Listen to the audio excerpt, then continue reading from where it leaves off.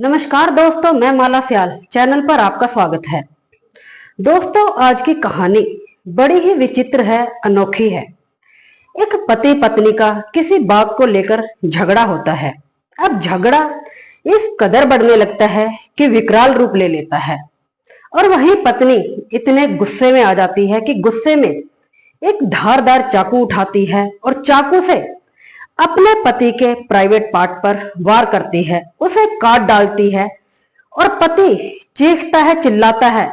उसकी चीख पुकार सुनकर घर परिवार के लोग इकट्ठा हो जाते हैं और उसे आनन फानन में नजदीकी हॉस्पिटल ले जाया जाता है, और जहां की उसकी हालत बड़ी ही नाजुक होती है और डॉक्टर जवाब दे देते हैं और वहां से उसे बड़े हॉस्पिटल ले जाया जाता है और वहां भी उसकी हालत नाजुक बनी हुई है। और पत्नी जो कि वहां से घटना स्थल से फरार हो जाती है। तो चलिए दोस्तों, इस कहानी को विस्तार से जानते हैं कि आखिरकार पूरा मामला क्या है। पत्नी अपने पति के ऊपर ऐसा वार क्यों करती है कि उसका प्राइवेट पार्ट ही काट डालती है, और उनकी किस बात को लेकर बहस हो रही थी। चलिए करते हैं शुरुआत। दोस्तों, वीडियो में आगे बढ़ने से पहले आपसे एक ही रिक्वेस्ट है, चैनल को सब्सक्राइब कर दे, वीडियो को लाइक कर ले ताकि आने वाली वीडियोस की नोटिफिकेशन आपको मिलती रहे। तो चलिए करते हैं शुरुआत। उत्तर प्रदेश का अमेठी जिला, थाना क्षेत्र जगदीशपुर, उसी के अंतर्गत एक गांव लगता है कंचनाव। कंचनाव में रहने वाला अंसार अली अपनी दो पत्नियों के साथ रहता है। पहली पत्नी, जिसका नाम आरफा है, आरफा अयोध्या के सेतुल गांव की रहने वाली है, और वहीं दूसरी पत्नी नाजनीन बानो, जो कि जगदीशपुरी थाना क्षेत्र की रहने वाली है। परिवार में सब कुछ बढ़िया चल रहा था। दरअसल अब से लगभग 14 साल पहले 2011 में अंसार की आरफा से शादी होती है और शादी के बाद सब कुछ बढ़िया चल रहा था, लेकिन 2 से 3 वर्ष गुजर जाते हैं, उन्हें कोई औलाद नहीं होती। और वहीं अंसार अपनी पत्नी को बड़े बड़े डॉक्टरों को दिखाता है, बड़े बड़े हकीमों को दिखाता है, लेकिन उन्हें एक औलाद का सुख नहीं मिल पाता। और वहीं पति पत्नी थक हार कर बैठ जाते हैं, उन्हें छोड़ देते हैं। और वहीं पत्नी अपने पति को बोलती है कि तुम दूसरी शादी क्यों नहीं कर लेते, और वहीं अंसार अली दूसरी शादी से इनकार कर देता है। और वहीं ऐसे करते करते ही और वर्ष गुजर जाते हैं कि पत्नी फिर से अपने पति अंसार अली को बोलती है कि तुम दूसरी शादी क्यों नहीं कर लेते, जिससे कि हम दोनों माता पिता बन पाएंगे, और ऐसा नहीं है कि मैं तुम्हें छोड़कर चली जाऊंगी, मैं भी इसी घर में रहूंगी और तुम्हारे साथ ही रहूंगी।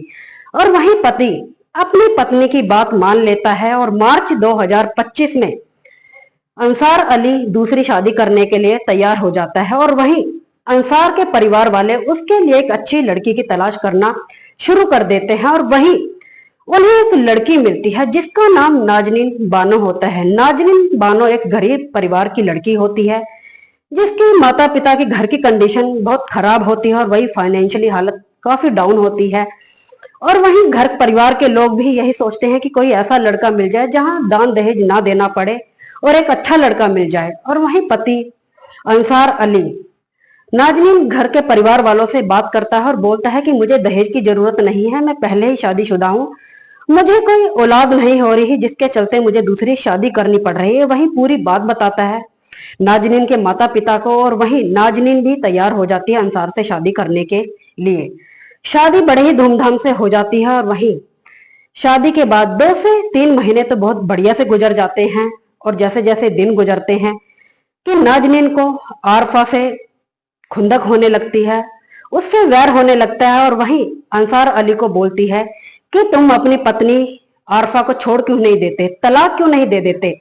और वहीं पति अंसार बोलता है कि नहीं, मैं पत्नी को तलाक नहीं दे सकता, क्योंकि जो भी हूं मैं उसके कारण ही हूं, और उसी ने ही मुझे तुमसे शादी करने के लिए बोला था, क्योंकि हमारे औलाद नहीं है, औलाद के चलते मैंने तुमसे शादी की है। अब पत्नी नाजनीन इतने गुस्से में आ जाती है, क्रोध में आ जाती है, अपने पति से झगड़ा करती है, लड़ाई करती है और रूस कर अपने मायके लौट जाती है। और जब मायके लौटे उसे 3 से 4 दिन गुजर जाते हैं। 10 अगस्त 2025 वो अपने ससुराल फिर से लौटकर आती है और अपने पति से फिर उसी बात पर ही झगड़ा करती है कि तुम आरफा को तलाक क्यों नहीं दे देते हैं। और पति तलाक देने से मना कर देता है, और पत्नी जो कि पहले से ही प्लानिंग करके आई थी, साजिश करके आई थी, वो पति के लिए खाना बनाती है और खाने में 10 अगस्त की रात को खाने में नींद की गोलियां मिला देती है, जिससे कि अंसार बेहोश हो जाता है और वहीं बेहोशी की हालत में ही एक धारदार चाकू उठाती है और चाकू से अपने पति अंसार अली पर उसके प्राइवेट पार्ट पर वार करती है और उसे काटकर अलग फेंक देती है और उसके ऊपर ताबड़तोड़ चाकुओं से हमला करती है। उसके चीख पुकार सुनकर घर परिवार के लोग इकट्ठा हो जाते हैं और पत्नी नाजनीन बानो वहां से फरार हो जाती है। घर वाले उसे पकड़ने की कोशिश भी करते हैं, लेकिन वो कहीं दूर ही निकल जाती है। घर परिवार के लोग अंसार अली को आनन फानन में एक नजदीकी हॉस्पिटल ले जाते हैं। डॉक्टर अंसार अली की नाजुक हालत देखते हुए तुरंत पुलिस को सूचित करती है और पुलिस तुरंत हॉस्पिटल पहुंच जाती है। और वहीं अंसार अली के भाई से पूछताछ की जाती है तो उसका भाई बताता है कि इसकी पत्नी नाजनीन बानो, जिसका कि अपने पति से झगड़ा हो रहा था, झगड़े के दौरान अपने पति का प्राइवेट पार्ट काट डालती है और ऊपर से चाकुओं से ताबड़तोड़ हमला करती है।